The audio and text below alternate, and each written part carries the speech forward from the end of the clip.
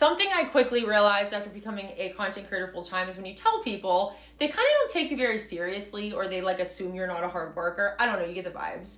I thought it could be fun to take a trip down memory lane and chat about my job history, give you a little mini Abby resume, if you will. So at 15 years old, I got hired at Chick-fil-A. I worked at Chick-fil-A all through high school, and then I went to beauty school, still worked at Chick-fil-A all through beauty school, got pregnant halfway through beauty school. So now I'm pregnant, going to beauty school full time, flying to Chick-fil-A straight from beauty school, closing at Chick-fil-A, doing this every day.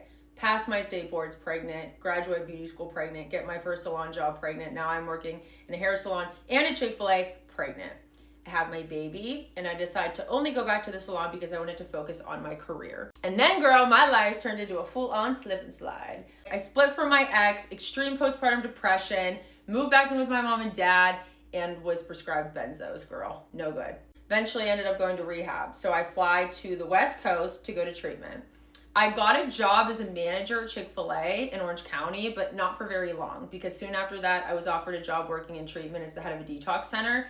And I took that job because it was better money. So I got my RAD-T1 certification, which is Registered Alcohol and Drug Technician.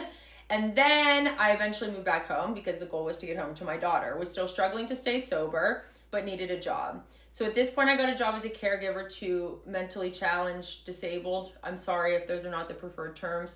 Those girls were my everything. I miss those girls every day. I love them. I was wiping bums, showering them, taking them to swim lessons. I loved them. Unfortunately, I had to leave that job abruptly to go to rehab because at this point, my dad had pressed felony charges against me. Rightfully so. So I go to rehab for my first time here in Pittsburgh, here at home.